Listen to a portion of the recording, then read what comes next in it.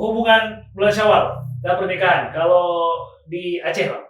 Jadi kalau zaman jahiliyah tuh ketika unta dikawinkan dalam bulan Syawal dia nggak beranak. Kalau penentuan mahar kan pihak perempuan. Iya, betul. Biar nanti nggak ada aku lebih mahal daripada dia.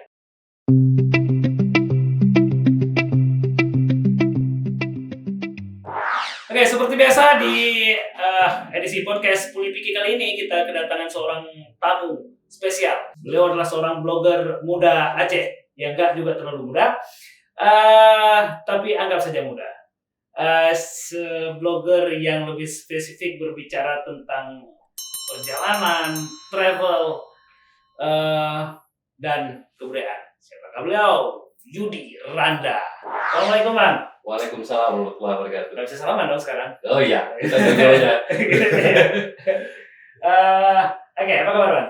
Alhamdulillah sehat, sama COVID juga sehat. Keluarga? Alhamdulillah sehat. Sengaja bilang keluarga biar orang tahu kalau ada keluarga. Anak udah 3 jam. Oke. Apa kegiatan selama ini COVID? Nulis masih kadang-kadang bantu-bantu kawan di dinas pariwisata, kita bikin acara kecil-kecilan. Kalau travel udah hampir setahun lah nggak lagi travel. Ya karena kan lagi pandemi. Bang Yudi Randa ini juga seorang kalau Instagram kan selebgram. Kalau di Facebook selebbook. Jadi selebbook ya biasanya bikin viral dan bikin ribut di Facebook. Lebih seringnya bikin ribut sebenarnya. Ya. Sekarang udah kurang. Kenapa? Diprotes. Diprotes sama enggak juga. Cuma capek aja lihat notif gitu kan. Cuma sekarang lebih ini ya saya nulisnya tuh lebih suatu hal yang mungkin bisa jadi viral atau apa, tapi ada edukasinya. Enggak lagi meributkan hal-hal yang udah tua dong. Enggak juga. Enggak mau dibilang tua.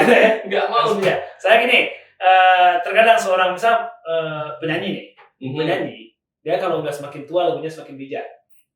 Gitu ya? Kebanyakan. Kalau saya enggak. Memang lagi pengen cooling down kadang-kadang. Pengen santai habis itu. Kita mau bahas apa nih? Ya, kita gini, Syawal kan? Syawal. Bulan Syawal. Ya. Jadi Syawal kalau di kearifan masyarakat kita itu identik dengan pernikahan. Nah, ini kan udah nikah nih. Udah 3 anak. Udah berapa tahun? Yang pernikahan alhamdulillah 1 dekade. 10 tahun. Luar biasa. Pas bulan 4 kemarin. Bisa bertahan selama itu, Bang? Ya harus tahanin lah, bro. Enggak, maksudnya kan nikah di Aceh cari lagi berat urusannya, bro. Yang sebenarnya bukan sama Bang Butanya itu. Sama mereka. Oke, kita masuk ke bab nikah kali ini, Bang. Oke. Hubungan bulan Syawal dan pernikahan kalau di Aceh, Bang? Di Aceh kalau setahu saya ya, maksudnya ngelihat keadaan gitu ya. Kita bisa jadi mungkin kalau bahasa lucu-lucu mungkin karena nyanyi kali ya, lirik lagu yang bulan Syawal abang nikahin gitu. Bulan haji. Oh enggak, itu bulan haji. Bulan Syawal bulan. Gitu. Lagu-lagu dari Betawi kalau nggak salah. Nah, tapi di Aceh itu kan hampir menganggap bulan-bulan Syawal, Ramadan, habis itu bulan Maulid kayak bulan-bulan yang memang sangat-sangat bagus gitu. Tapi kalau misalnya kita tengok secara agama memang kalau nggak salah pernah ngaji soalnya kan. Pernah ngaji. Kalau saya nggak salah itu Rasulullah menikahi Aisyah itu di bulan Syawal. Di bulan Syawal. Dan kemudian Aisyah juga sering menikahkan umat Islam itu di bulan. Ya bulan Syawal. Nah mungkin karena itu menjadi landasan karena juga Aceh juga dikenal dengan serambi utara ya mungkin jadi kebiasaan. Iya. Kebiasaan yang saya pikir nggak semua orang lah tahu tentang hadis Rasul menikah dengan Aisyah di bulan Syawal. Cuma mungkin karena jadi kebiasaan, akhirnya jadi budaya menikah di bulan Syawal. Katanya juga dulu itu sebelum Rasulullah menikah dengan Aisyah di bulan Syawal itu kaum jahiliyah itu mengharamkan, kayak semacam mengharamkan. Iya. Bulan baik untuk menikah katanya. Betul. Karena dianggap kalau ada pernikahan kalau nggak salah kemarin juga sempat baca buku tuh. Jadi kalau zaman jahiliyah tuh ketika unta dikawinkan dalam bulan Syawal dia nggak beranak. Gitu. Jadi tapi itu ada eskondel tuh, Pak. Ya, ada eskondel tuh. Jadi ya betul. Ada mitos tuh di kampung. Jadi katanya di bulan Syawal tuh sedikit jarang bercampur. Karena itu nggak jadi gitu ya. Betul. Itu tapi mitos kampung ya. Mitos kampung.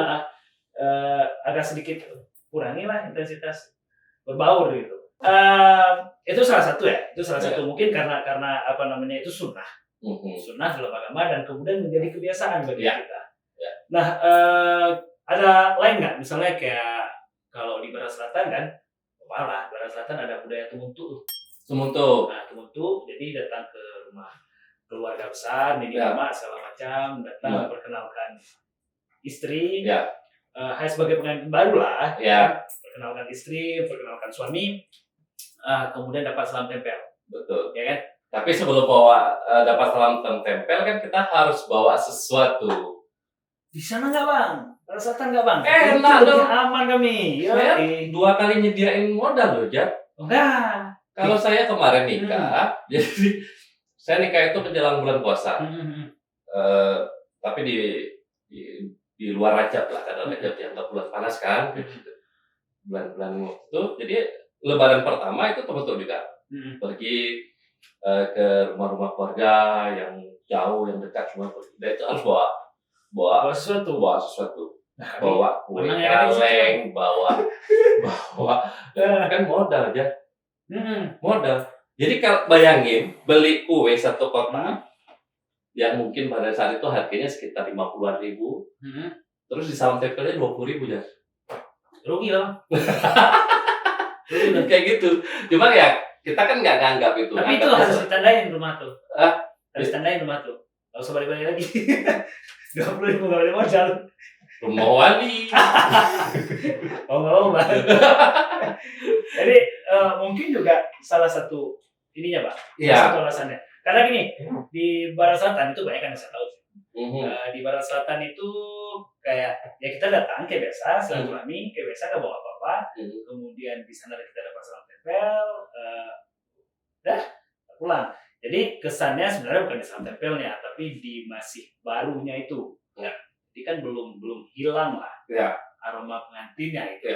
Dan yang dikejar itu kan esensi dari silaturahmi kan sebenarnya kan begitu. Cuma kan ya yang namanya mungkin budaya dari turun temurun ya kita kan juga sebagai anak muda atau waktu itu masih pengantin muda ya ngikutin aja. Jadi harus pergi ke rumah si fulan nanti bawa ini ya, bawa gula ya, bawa sirup ya, bawa.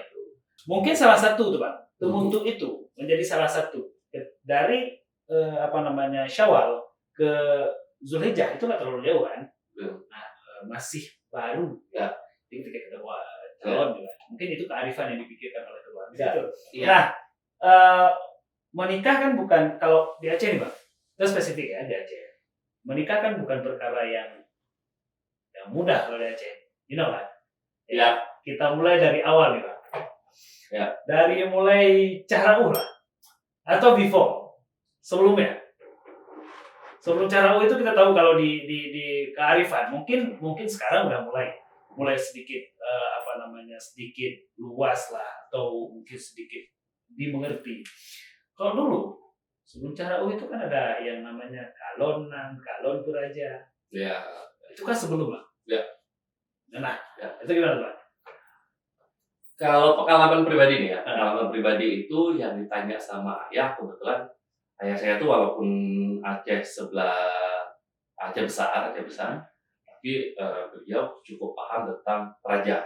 Praja itu kan kayak Siu atau kayak zodiak gitu kan ala-ala Aceh, misalnya namanya Yudi Randa. Oh ini ujungnya ada, jadi dia praja kerbau misalnya gitu. Yang urut dia ada agak lemes segala macam gitu kan, atau misalnya namanya ada santinya, terus ini perajanya Praja Lang besar ya, dan itu kan jadi waktu itu ayah nanya siapa namanya, oh namanya sini ini dipasin baru dibilang oke, kita silakan lihat atau misalnya pergi lihat, setelah cocok baru nanti jak selanki tentang cara us. Tapi gini Bang, ada nggak misalnya hal-hal yang kayak ini namanya nggak cocok? Karena biasanya kan kalau kecocokan nama itu dilihat di misalnya di Tanjung Mulu. Ya. Nah, kalau nama yang nggak cocok, apakah kemudian jangan aja lah tuh ada solusi? Ya itu yang kejadian, berganti calonnya. Gimana kan? Kemarin saya ganti nama tuh. ngotot itu. Enggak, ini lama-lama dilihat nama istri musibah juga terbongkar semua kan tuh. Enggak, cuma waktu itu kan masih SKSD ya, so kenal atau namanya anak-anak muda. Oke, minum dulu Pak. Oh ya, lanjut. Anak muda nanti ayah itu punya kebiasaan menanyakan itu. Ayah saya punya kebiasaan menanyakan siapa namanya. Ya. Kalaupun tidak kita kasih nama lengkap, nama panggilan.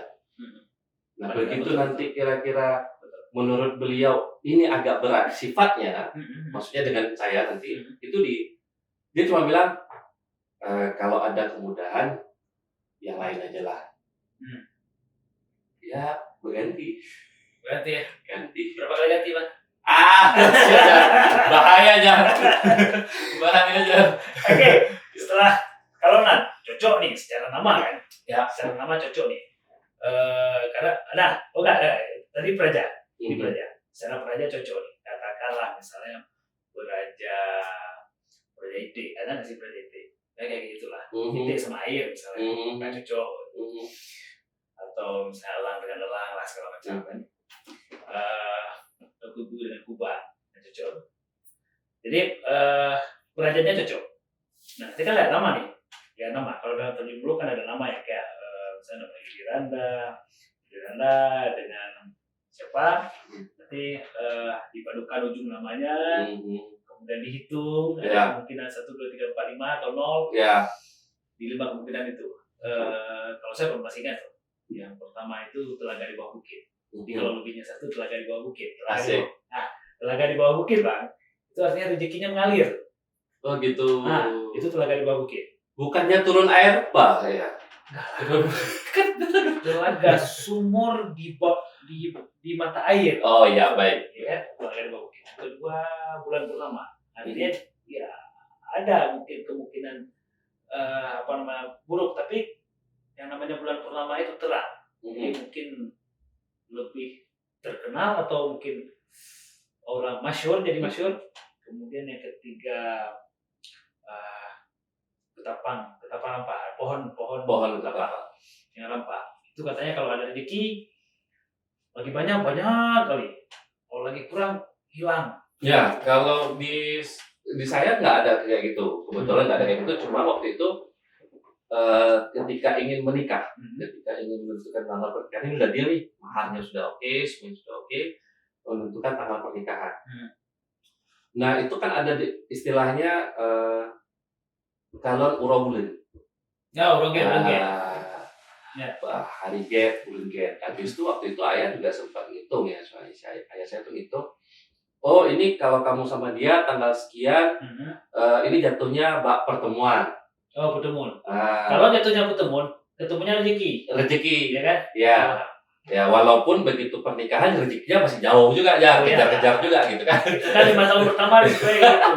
Tapi kalau 5 tahun kedua risikonya masih itu berat Bang.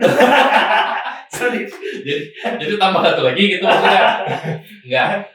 Tapi itu kejadian sehingga kedua belah pihak keluarga itu harus menentukan tanggal yang tepat. Walaupun mungkin di sebelah istri tidak ada perhitungan tersebut, mungkin lebih pada kelowongan waktu ya. Itu udah pada petente. Jadi udah pada mungkin batanda atau udah di tahap baranu tuh. Enggak, itu masih di Baselangke. Ya, Masih Selangke ya, Batanda. Cuma kami kan nggak ada tunangan, jadi tidak ada Batanda. Oh gitu. Kita tidak ada tunangan, jadi hanya Batanda, tidak bawa segala macam, nggak ada. Jadi cuma bahas langsung. Ya, paduan ringin kan istilahnya. Ya, punya nabung mominan, nabung lagi-lagian lah bahasa. Samanya ini urunduhan. Paduan ringin dae. Ya, kalau dalam kearifan kan ada cara dulu. Kalau dulu cara umumnya mungkin ada cewek cantik nih. Bisa kuliah cewek cantik. Ya. Bang, Facebook bang tuh iya ada. Jadi perantara lah kalau sekarang kan udah cukup ini kan. Ya kan sekarang ada HP.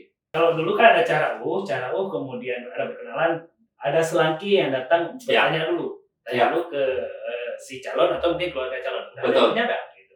Ada. Gitu kan? Ya. Kalau yang sekarang mungkin bisa langsung, apalagi kalau udah pacaran. Biasanya di masa pacaran itu udah kenalan dengan udah. Kan sekarang. Ya kita nggak bilang salah atau benar kan? Ya, ini kearifan. Betul. Yang kemudian bisa bergeser. Nah, menariknya ya sebenarnya kalau kita lihat dari dari urutan tadi, dari mulai Jarau, habis itu ada apalagi tadi Petente, Baranok, itu kan sebenarnya juga dalam Islam juga jadi begitu, ada namanya ta'aruf gitu kan. Nah, dalam Islam ta'aruf, perkenalan dulu, habis itu kemudiannya bawa orang dulu atau pihak keluarga. Nah, Aceh itu mengadopsi, lalu dia punya budaya sendiri. Kalau saya lihat sih gitu. Ya. Nah. Kalau dengan keadaan sekarang mungkin itu agak sedikit agak sedikit dipersempit mungkin. Betul. Dari bagian kayak cara tadi udah nggak perlu lagi. Tinggal kan lebaran kayak ada teman kami barusan lebaran ke rumah dia langsung ngomong segala macam selesai. Ya, apalagi kan orang tua sekarang juga kan nggak mau ribet kadang-kadang ya. Maksudnya melihat anak darahnya dibonceng sana sini tiap hari. Alah, coba lebaran bawa tanya. Jadi tinggal sudah tanggung orang tua. Begitu deal jalan kayak gitu ya. Kayaknya orang tua paling ribet terakhir ini cuma orang tua aku. Bisa jadi sih. Bisa jadi. Kemudian Bang, ada kalau dulu penentuan tanggalnya di Interano atau di waktu tunangan. Jadi baru ada yang kayak beberapa tadi ketemu dengan kedua belah pihak. Kemudian mereka discuss.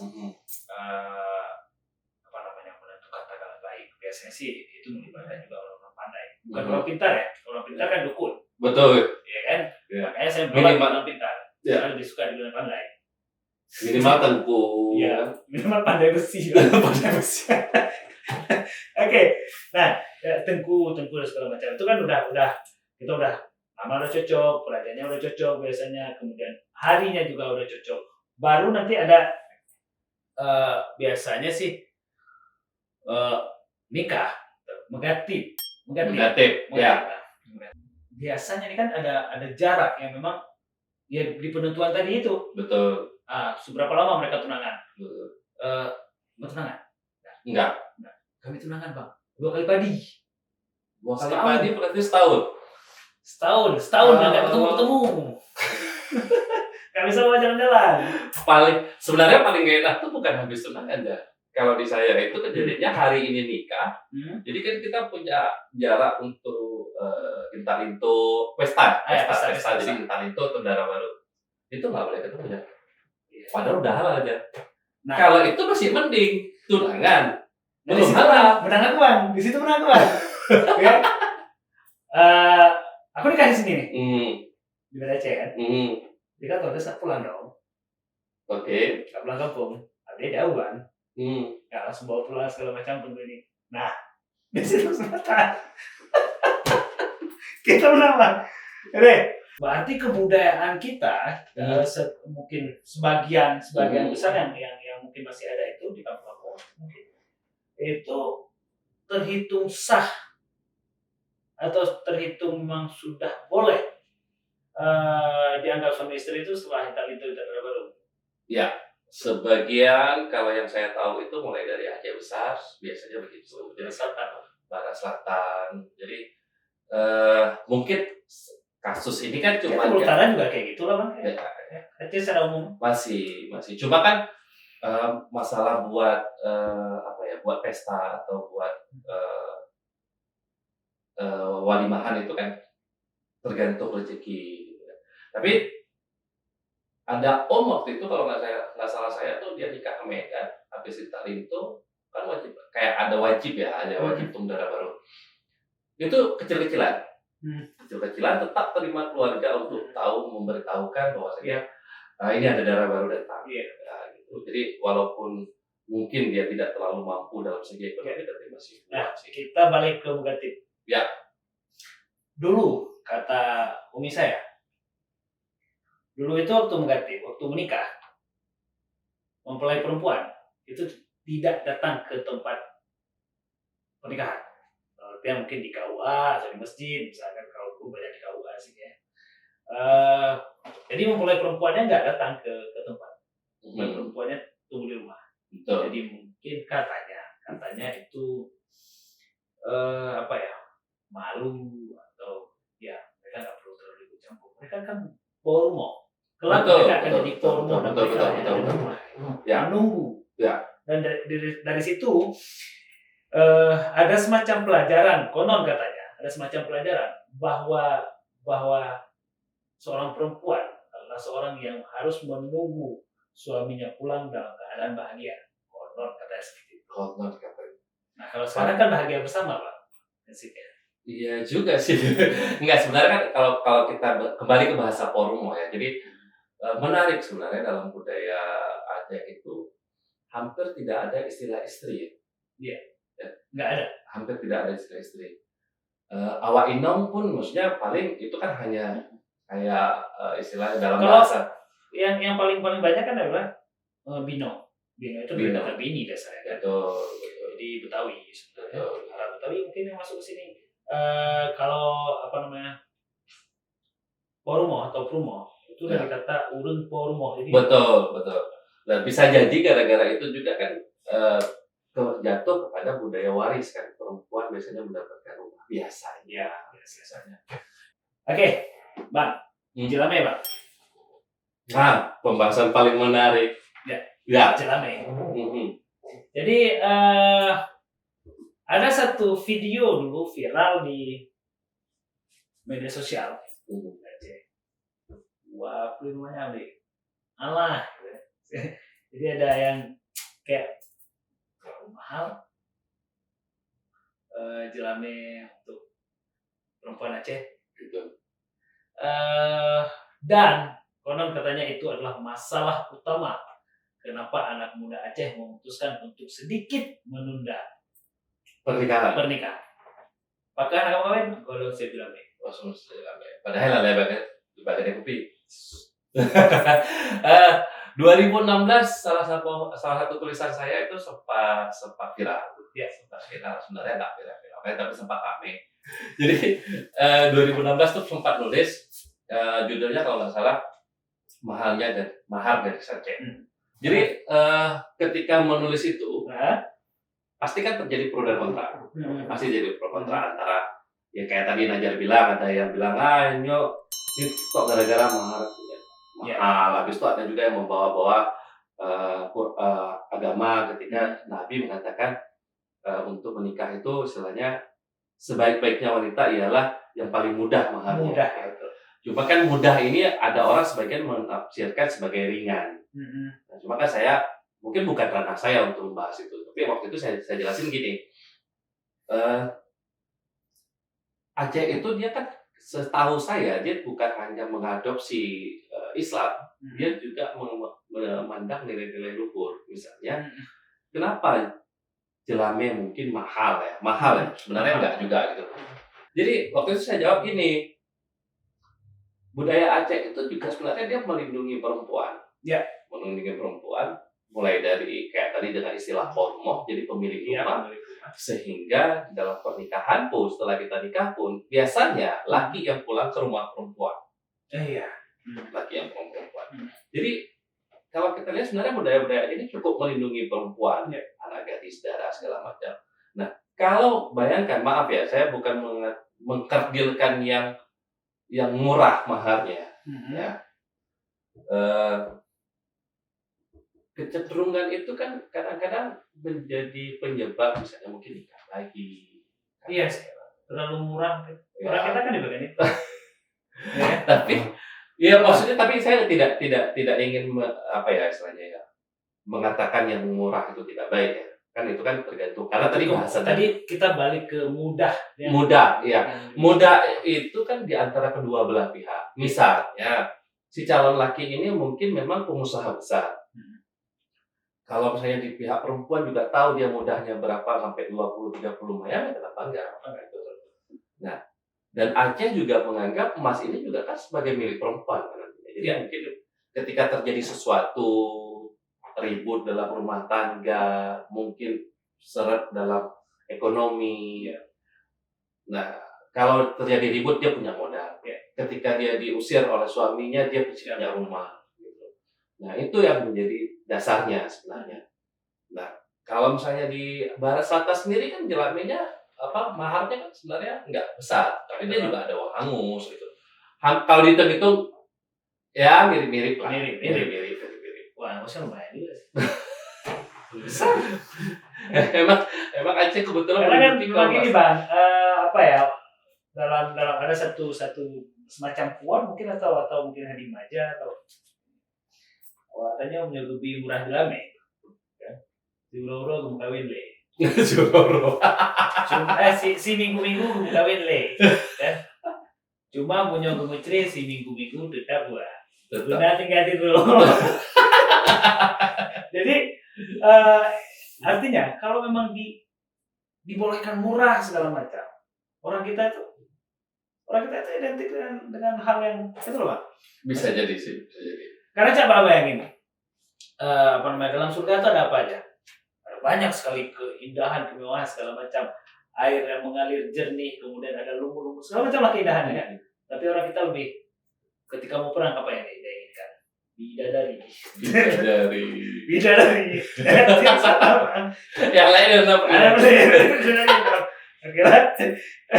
Gitu Pak. Nah kan tadi untuk melindungi. Kalau menurut saya itu memang untuk melindungi. Iya sih. Ya. Nah, adat mahar itu kan di kampung-kampung itu masih ada yang kayak ikut berapa jumlah mahar kakaknya dulu. Ya. Nah, ini asik nih. Ada kawan-kawan kadang kan si kakaknya ketemu sama pengusaha. Si adiknya ketemu sama pulang bekal. Ya gitu. Jadi dia harus ikut kakaknya. Ya, dan itu yang terjadi pada saya, Jan. Ya, tapi kembali lagi ya, sebenarnya memang kalau penentuan mahar kan pihak perempuan. Iya, betul. Dan anggap aja dalam rompak pikisan itu sebagai pembuktian tanda cinta dan keseriusan dalam nikah. Asik. Masalahnya kan penyohyananya berarti halal aid. Punya hajatnya berarti halal aid kan mungkin begitu. Tapi enggak, kebetulan memang kejadiannya sama si istri ini kebetulan anak ketiga. Di atasnya itu anak satu kedua itu dua-duanya perempuan. Dan maharnya ya sudah duluan. Ya, betul. Jadi mereka juga masih pakai adat. Dia ikut kakaknya. Kalau misalnya tunggal biasanya disesuaikan dengan ikut mama ya. Iya. Tadi udah ikut kakak atau ikut mama. Nah, ini katanya demi menjaga keharmonisan di antara kakak beradik ini. Ya. Biar nanti nggak ada aku lebih mahal daripada dia. Iya, bisa jadi kan, bisa jadi. Soalnya kan setelah menikah kan kayak saya bilang tadi kita balik ke rumah perempuan. Kecuali memang kita sudah punya kemampuan punya rumah sendiri misalnya atau kayak Najar misalnya beraktivitas di Banda Aceh sehingga membawa istri kemari. Soalnya ada beberapa kawan misalnya dia orang Banda Aceh nikah sama orang lain kabupaten. Karena dia berkegiatan di sini bawa istrinya kemari.